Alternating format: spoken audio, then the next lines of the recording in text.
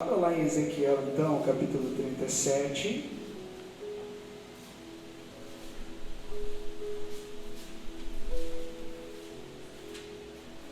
Ezequiel 37.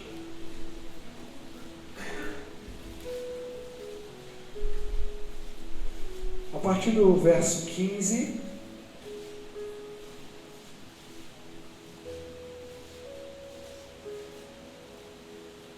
Ezequiel, capítulo 37, verso 15. Diz assim a palavra de Deus. Quantos se encontraram aí? Diga amém. Amém. Então vamos ler, diz a palavra. A palavra do Senhor veio a mim dizendo: Filho do homem, pegue um pedaço de madeira e escreva nele o seguinte: de Judá e dos filhos de Israel, seus companheiros. Depois pegue outro pedaço de madeira e escreva nele: de José, pedaço de madeira, de Efraim, e de toda a casa de Israel, seus companheiros. Junte os pedaços de madeira um ao outro, faça deles um só pedaço, para que se torne apenas um na sua mão. Quando os filhos do seu povo perguntarem: você não vai nos explicar o que significa isso? Responda: assim diz o Senhor Deus: eis que eu pegarei o pedaço de madeira de José, que está na mão de Efraim, e das tribos de Israel, suas companheiras, e o ajuntarei ao pedaço de Judá, e farei deles um só pedaço, e se tornarão apenas um na minha mão. Quantos podem dizer amém? Versículo 20: os pedaços de madeira que você escreveu devem ficar na sua mão, para que o povo os veja.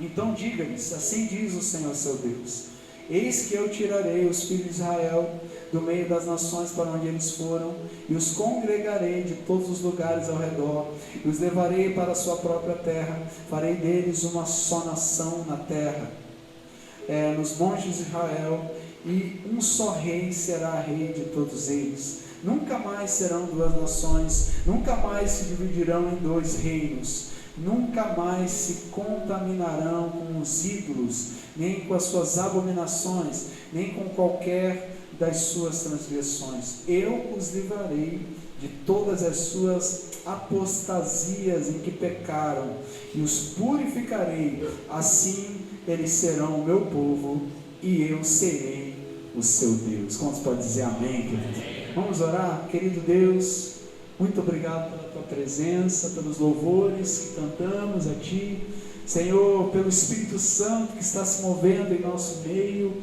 por meio da misericórdia e graça de Jesus. Obrigado, Senhor, pela palavra que acabamos de ler. Eu peço que o Senhor venha trazer entendimento, Senhor, nessa segunda parte dessa palavra. Senhor, que o Senhor venha continuar falando aos nossos corações sobre unidade. Senhor, que o Senhor possa nos ensinar a cada dia a tua vontade, para que possamos andar no teu querer, Pai. Fala conosco, quebrando todo argumento na mente que não provém de ti. Se há algum engano, alguma mentira na mente, seja desmascarado agora à luz da tua palavra. Senhor, que não venha eu, pois sou pecador e falho como qualquer outro homem, mas o Senhor possa usar a minha vida pela graça, por meio do Espírito, e o Espírito Santo possa ministrar e falar com cada um de nós nessa noite. Te peço isso e te agradeço em nome de Jesus. A igreja diga amém. Amém. Glória a Deus. Queridos, aqui eu não vou falar tudo que falamos semana passada, né?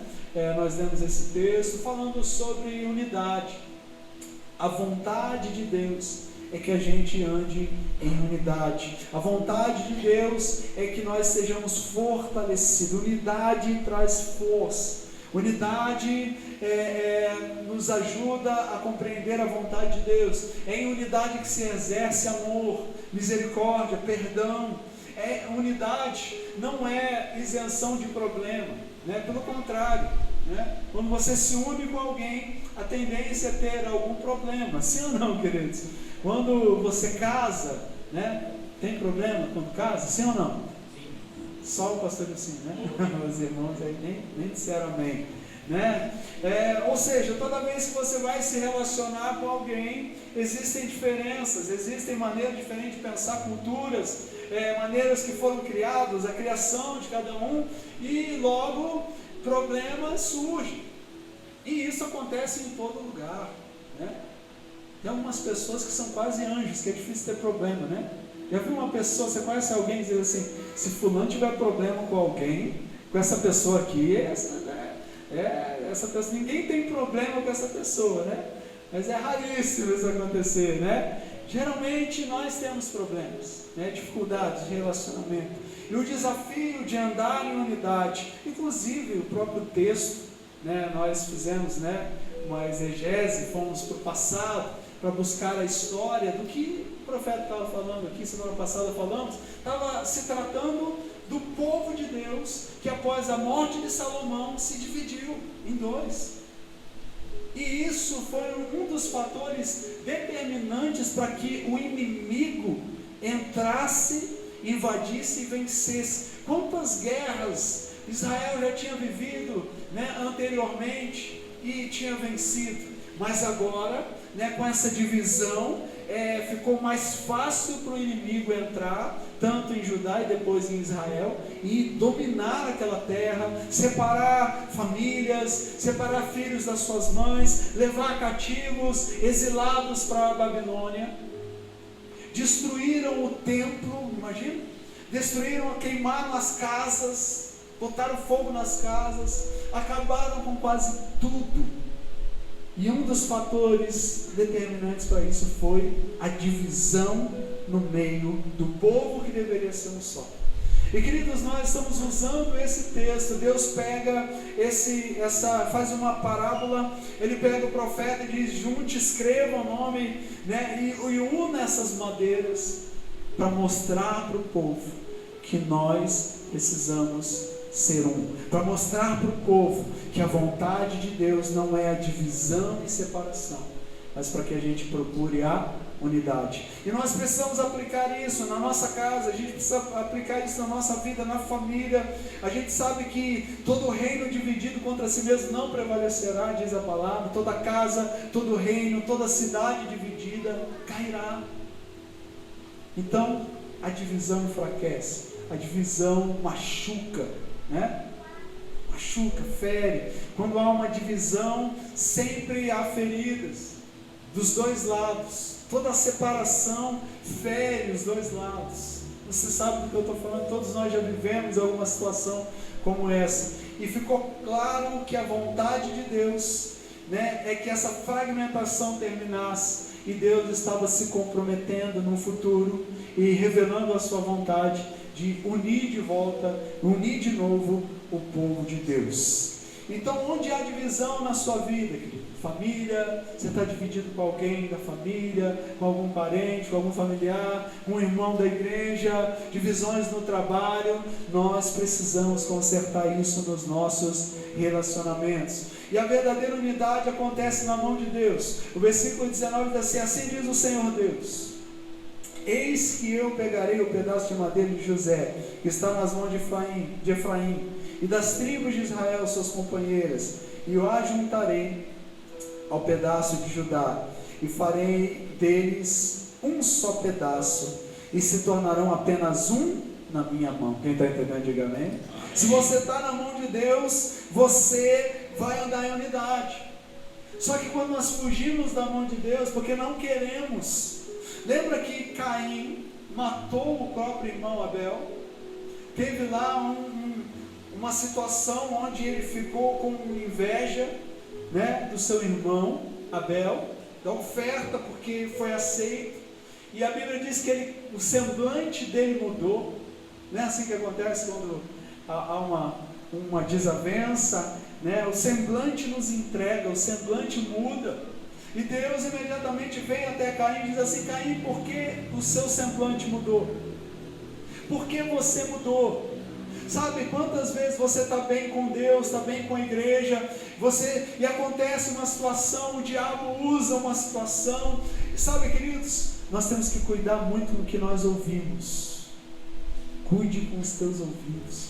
Porque às vezes o diabo é tão sutil, ele usa pessoas com sutileza. Sabe, uma palavra mal intencionada, maldosa de alguém, e essa pessoa pode estar sendo usada pelo diabo sabendo, né, com a intenção de criar um mal ou não.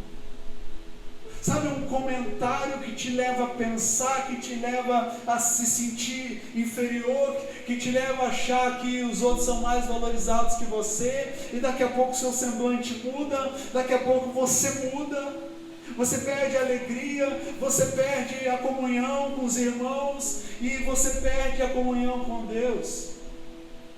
Cuidado com o que você ouve, porque o diabo semeia palavras, o diabo semeia contendas, o diabo semeia coisas que enfraquecem, que muda, pessoas que estavam vivendo aquilo que era bênção, e agora não vivem mais. Então Deus, ele chega para Caim e diz: por que você mudou? Por que você mudou? Por que o seu semblante mudou, a sua atitude mudou? Porque era um reflexo do que estava dentro de Caim. O seu semblante, a sua atitude, o seu humor alterou. E uma divisão estava acontecendo naquela família. E Deus, ele diz assim: olha, Caim, se você fizer o que é bom, o que é certo, você vai ser grandemente abençoado igual o seu irmão. Agora, se você não tomar cuidado, o seu desejo, esse desejo mal que está dentro de você, de vingança, esse desejo de separação, ele está na porta e cabe a você dominá-lo. Se você não dominá-lo, ele vai entrar. Caim não deu ouvidos ao Senhor e deixou ser contaminado por aquele sentimento de divisão. E é impressionante como o diabo trabalha isso no interior. Eu não sei se você já viveu isso, de ficar magoado com alguém, aquilo parece que coloca um fermento, aquilo vai crescendo. Depois você vai parar para pensar um negócio desse tamanho, mas cresceu tanto dentro de você, a ponto de um amigo se tornar um arqui-inimigo praticamente, a ponto de alguém que você caminhava junto, que você amava, que você era cuidado, que você cuidava, agora você não consegue ver mais nenhuma qualidade nessa pessoa, porque aquilo foi fermentado de uma tal maneira no seu coração. Então cuidado, querido, cuidado com a divisão, cuidado com o semear do inimigo, cuidado com para quem você empresta o seu ouvido. Tem coisa que é inevitável ouvir, mas você tem que repreender. Tem coisa que a gente ouve que nos faz mal. Você não precisa brigar com ninguém, mas aqui dentro do teu coração você olha e fala assim: Deus, eu não quero isso para a minha vida. Senhor, eu não quero essa semeadura. Senhor, eu não aceito essa semente de divisão. Senhor, eu não aceito essa semente de contenda do diabo. Eu não aceito, Senhor, porque nós nascemos para abençoar, para andar junto, para caminhar a segunda milha, para perdoar e ser perdoado. Quem está entendendo, diga amém.